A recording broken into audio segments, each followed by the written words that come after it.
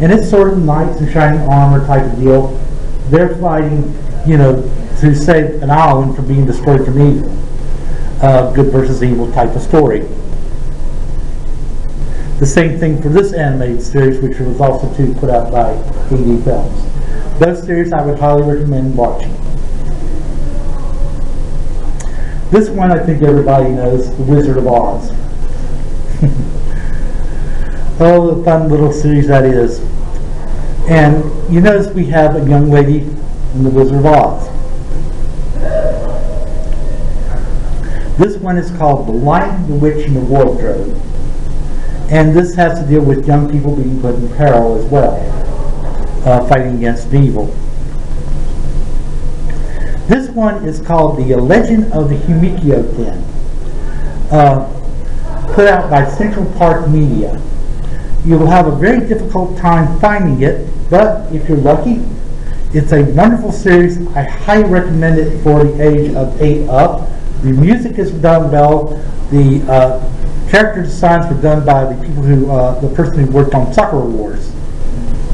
So I highly recommend The Legend of Humikio Den.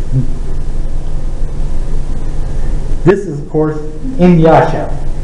Same type of premise. We have a young girl going back into the feudal era of Japan, fighting along with Inuyasha and other comrades against evil. This one is an old favorite of mine, Flash Gordon. The actor is Buster Crabbe, and Flash Gordon is a space adventure. Now let's go to the next one. This one is called Quatermass. I want to say this, and I want to bring up Quatermass for a special reason. Star Trek is not the epitome of science fiction. It's only a small stepping stone. Quatermass, however, was the early roots of science fiction as far as over in England. And if you can look at the Quatermass movies, I highly recommend them.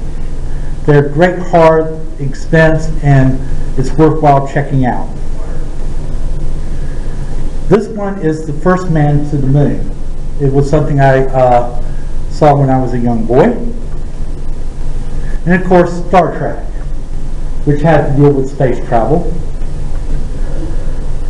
And of course, the voyages aboard the USS Enterprise. This one is called Gene Chat. It is a science fiction series. It was put out by Bandai Entertainment. I highly recommend it.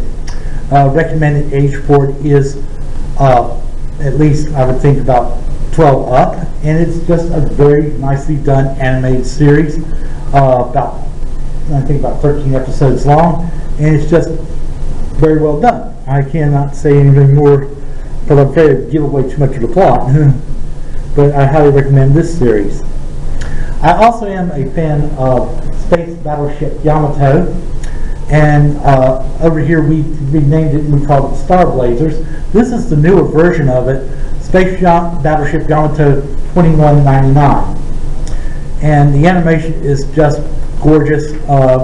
They did a lot more character development, but they also paid homage to the original series. But this is an outer space adventure. This is also a series that was brought over here. It's called Robotech, and it deals with the outer space. It's also it deals with humanity, and I highly recommend this as well.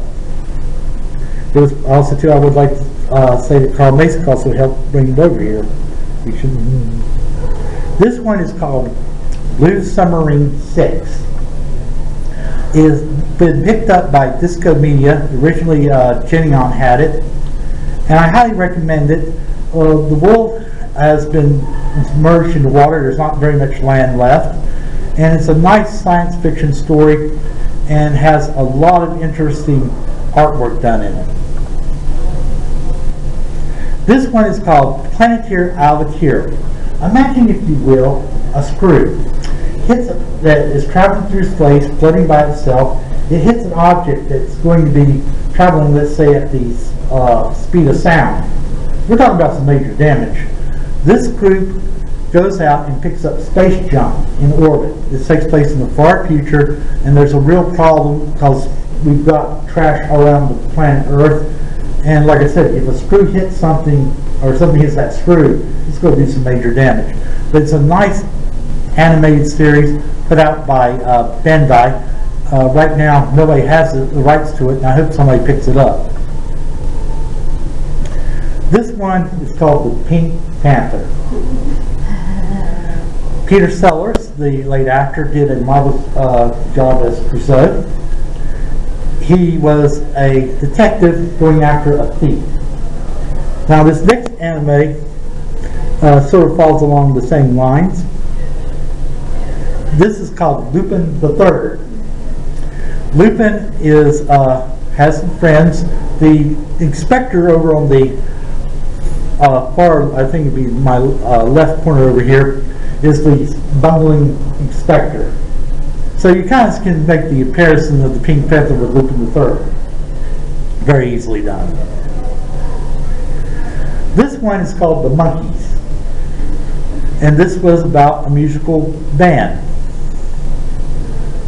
This one was also called The Partridge Family, had to deal with musical family.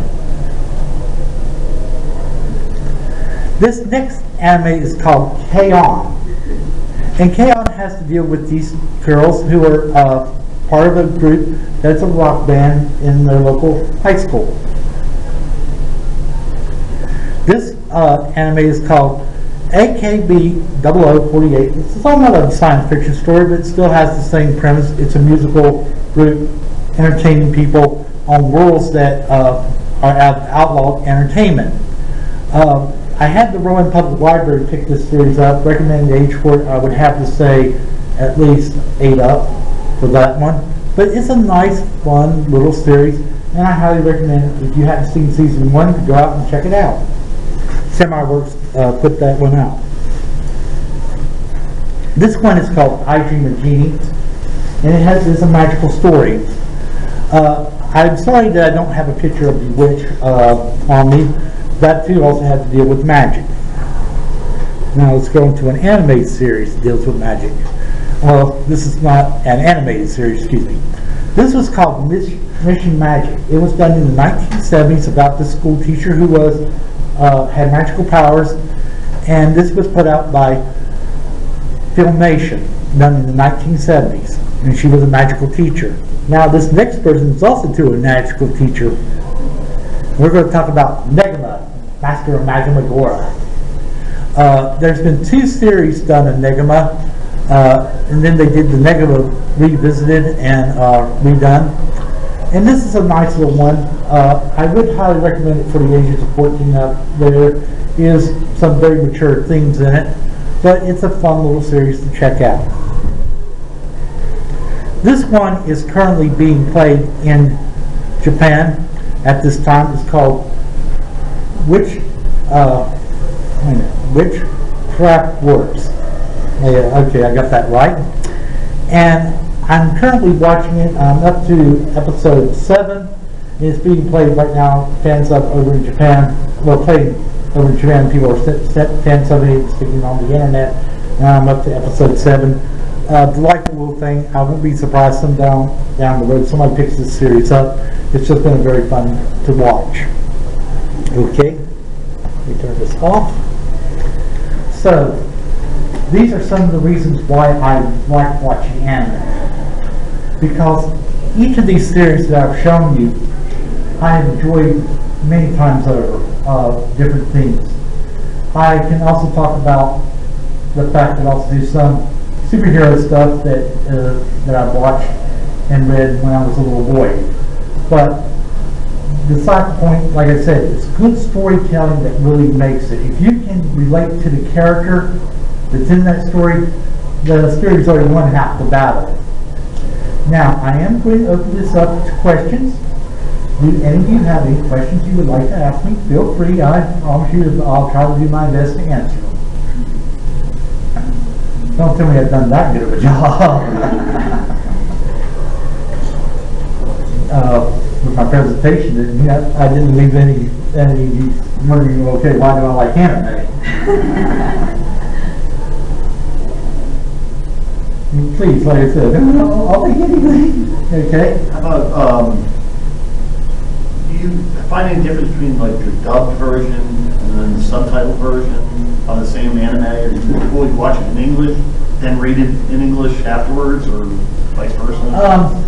If you're asking me about sub versus dub, okay, we'll tackle this problem. My answer is this. Okay, we have a problem here. We have Johnny who has a reading problem. And he has trouble reading. And the only way that he can enjoy anime is listening to the dub. You have Susie over here. She can't hear. She can't hear the dub. So the only way she's going to enjoy it is watch it subtitled. What right do I have to condemn these people the pleasure of watching anime? No, I'm not saying. Yeah. I'd rather listen to the dub myself, but you see the point I'm getting at. Yeah. What right do I have to condemn either one? Which one's closer to the actual Japanese story? Granted, in the past, there have been very bad dubs. But also, too, I may point out this fact, too. There have also been very bad subtitles. It goes both ways.